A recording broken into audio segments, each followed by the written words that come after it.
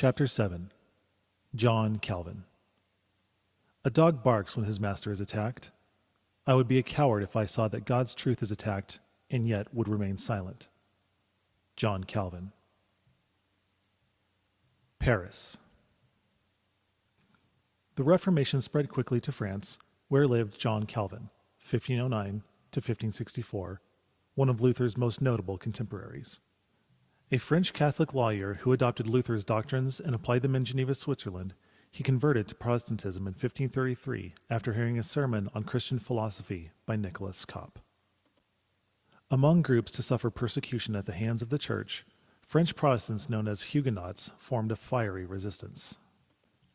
Zealous for the Reformation, in October of the following year, Calvin participated in a Huguenot event called the Affair of the Placards, in which he and other Protestants nailed posters attacking the Catholic Mass to building walls throughout Paris. This event might have been considered simple vandalism, until the Huguenots nailed a poster to the bedroom door of King Francois I at Amboise. This was seen as a threat to the French monarchy, which escalated the offense to an act of terrorism. The king issued an edict declaring Protestantism high treason, which led to the persecution and death of thousands of people. Many more fled for their lives as the Huguenots were stomped out entirely. For his own safety, Calvin left Paris for Basel, Switzerland. It was in Basel where he wrote his Institutes of the Christian Religion, his seminal work on Protestant doctrines.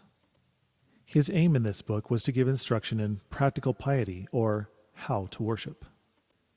His literature was accredited with inspiring the Protestant Confession of Faith at the Synod of 1559, marking a significant increase of French Protestants and beginning what is known today as the Reformed Church. Eventually, Geneva became Calvin's home as a result of a detour to avoid military activity between the Valois and Habsburgs following his visit to Strasbourg. He would spend the rest of his life there, cultivating the Reformed Church and influencing new generations of reformers, including John Knox. Republicanism. Calvin is credited with the application of republicanism to church governance. In practice, it resembled the covenantal federalism of the Hebrews by relying on a multi-tiered system of governance which distributed power. The four categories of church offices were: 1. Pastors whose responsibility it was to preach. 2. Doctors whose responsibility it was to teach. 3. Elders or presbyters who were elected laymen cooperating with preachers to form the consistory, a body which supervised the ethical conduct of parishioners. And 4. Deacons, whose responsibility it was to care for the poor. When we use the word Republican here, we are not referring to the American Republican Party. The word Republican comes from the term res publica, which in Latin means the public thing. This term denotes that governments should be guided by the will of the people. In agreement with Luther, Calvin believed that everyday occupations possess the same divine calling as more contemplative occupations, such as doctors, lawyers, and clergy. In the eyes of God, Calvin believed, every person was endowed with equal dignity and purpose. In republicanism, no person had the inherent right to rule over another, whether in civil or religious institutions. Authority of the people had to be earned and assigned by the people for the people. Using res publica, he organized both the church and the state. For Calvin, a republican government rested on two great pillars. The first one we have previously discussed, which is lex rex, or law is king. This stands in contrast to the absolute monarchical understanding that king is law. The second pillar was representation. Calvin opposed medieval monarchy because it was based in the belief that certain people had an intrinsic right to rule over others. He was distrustful of people due to their corruptibility, and he believed that when given too much power, they tend to abuse it. In addition to being distrustful of absolute authority, he also didn't like pure democracy, which was based in rule by the people and vulnerable to anarchy. Instead of trusting people intrinsically, like the ancient Hebrews, he proposed imputing power to offices. The authority created by lex rex, he argued, gave authority to offices held temporarily by people who exercised the authority of the office until they left it behind. Calvin's proposal for a structure for civil governance limiting authority revealed his awareness of the warning in 1 Samuel 8:17, saying, "He will take the tenth of your flocks, and you shall be his slaves." The prophet's warning that the king would take did not escape Calvin's vigilance.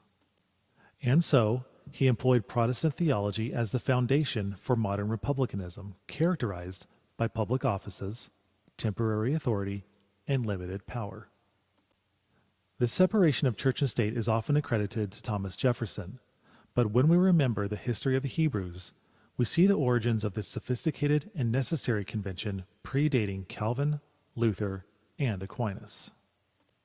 In Jewish culture, the exclusivity of these two offices was maintained to emphasize the holiness of God and distinguish his kingdom from earthly kingdoms. This Hebrew model of the division of temple and palace was the original template for John Calvin's inception of the separation of church and state. But to say that the state has no moral culpability before the church is a mistake. Because civil magistrates are accountable to God, they are also subject to his divine law.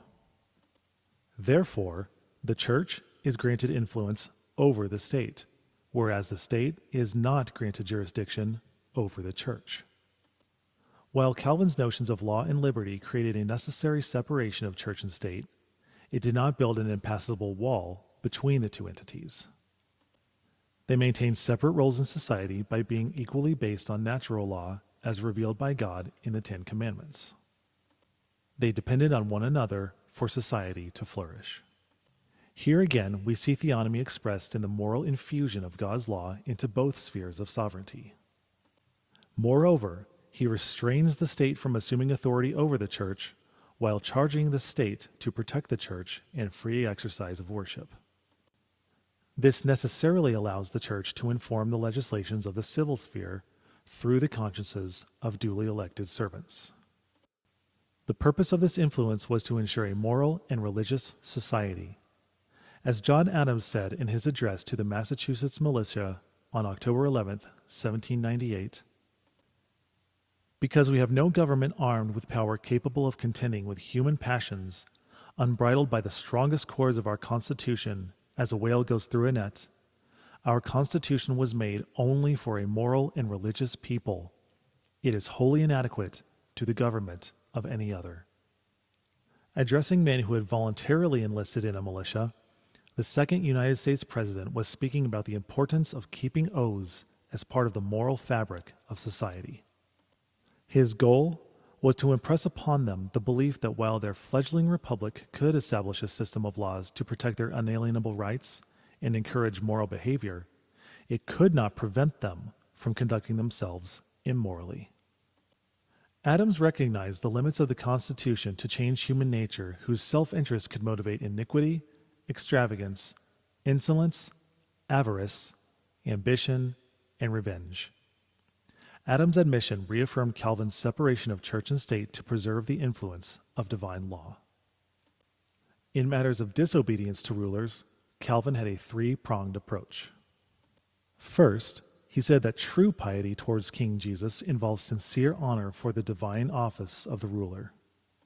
Second, he asserted that trusting Jesus' rule requires seeing a providence in rulers, both good and evil. And third, he held that trusting Jesus allows repentance, patience in evil times, hopeful search for relief in God's historical provisions of lesser magistrates and outside forces, and the firm refusal to follow orders against God's will. Calvin urged Christians towards true piety. When people were ruled by a Pharaoh, a Nebuchadnezzar, or a Nero, Calvin reassured them that they should believe that God could work through them also. Christians were encouraged to believe that God raised him up so that his divine power would be displayed when he threw the ruler down. Even evil rulers were seen as special avenues for God's providence. Resistance Theory, Part 3. Calvin's doctrine of resistance included two criteria. First, he taught that only if there was an interceding inferior magistrate could a resistance be mounted against a tyrant.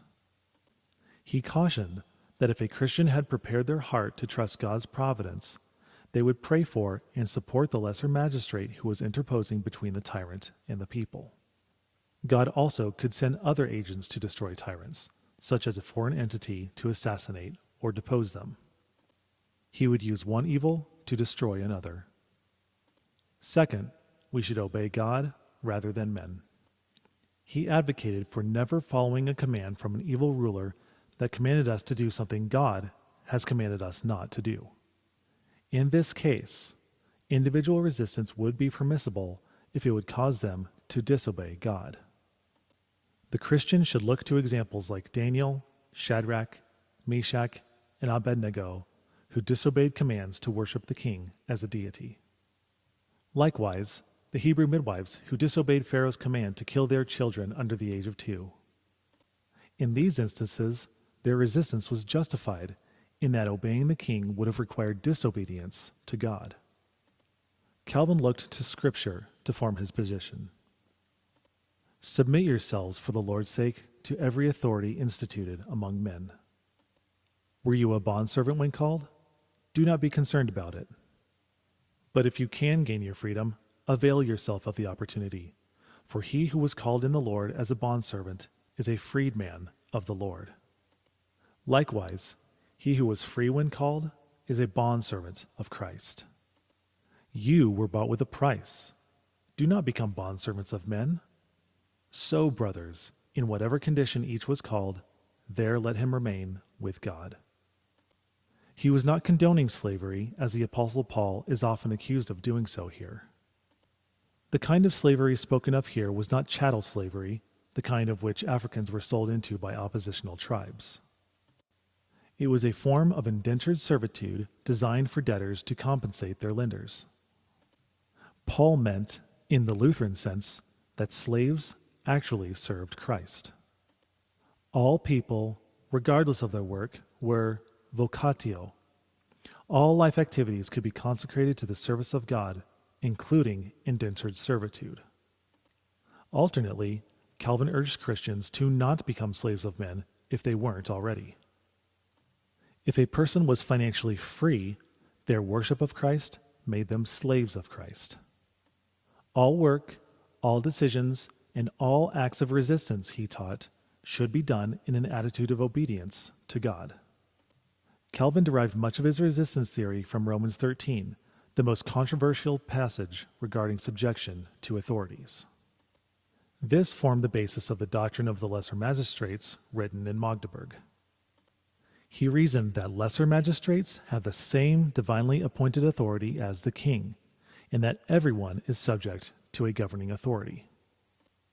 Interestingly, Calvin used the word popular magistrate to identify a person elected to an office as a representative. He observed that all societies in Europe had a constitutional order which created a popular magistrate that gave voice to the will of the people against tyrants. Several ancient societies had popular magistrates to curb tyranny. In Sparta, ephors were civil servants who could challenge the king. Plato observed, through the Athenians' eyes in Laws, "What then is our conclusion? Is it not this? There does not exist, my friends, any mortal soul whose nature will be able to stand against being in the highest ruling position on earth without getting overwhelmed in mind with the greatest disorders, folly, and earning the detestation of its nearest friends. And when this occurs, it speedily ruins the soul itself and annihilates the whole of its power. To guard against this, by perceiving the due measure, is the task of the great lawgiver." In his studies of history, Calvin learned that kings with absolute authority always became corrupt. As a preventative measure, institutional power in Greek society had been limited by dividing sovereignty. This division of power among the kings and popular magistrates of ancient times successfully guarded monarchs from the folly that comes with absolute power. As the prophets had been charged with administering accountability and veto power before the Hebrew kings, Calvin postulated that in every society there was an implicit office that gave an individual who had the right and authority to serve as a check on the king's power. In early modern Europe, this office was that of the lesser magistrate, whose duty was to defend the people from tyrannical kings. In summary, Calvin's approach to resistance emerged from the central principle that people should obey civil authorities unless the ruler commanded them to do what God forbids, or forbade them from doing what God commands. Preferably, people ought to have petitioned their lesser magistrates to interpose, but were permitted to act in the spirit of Aquinas' self-defense if all other protections failed. Resistance to tyranny is obedience to God. Without ever holding public office, Calvin's influence took root deep in the culture of Geneva and all those who sat before his preaching. One of his most impactful students was a man named John Knox, who would carry Calvin's teachings back to his native Scotland. As one scholar wrote, "Marvelous was the transformation when the great doctrines learned by Knox from the Bible in Scotland and more thoroughly at Geneva while sitting at the feet of Calvin flashed in upon their minds. It was like the sun arising at midnight. Knox made Calvinism the religion of Scotland, and Calvinism made Scotland the moral standard for the world." He was the voice which taught the peasant of the Lothians that he was a free man, the equal in the sight of God with the proudest peer or prelate that had trampled our forefathers. Knox would impress upon the Scottish people Calvin's equality and apply the Republican model of governance to what would be known as Presbyterianism.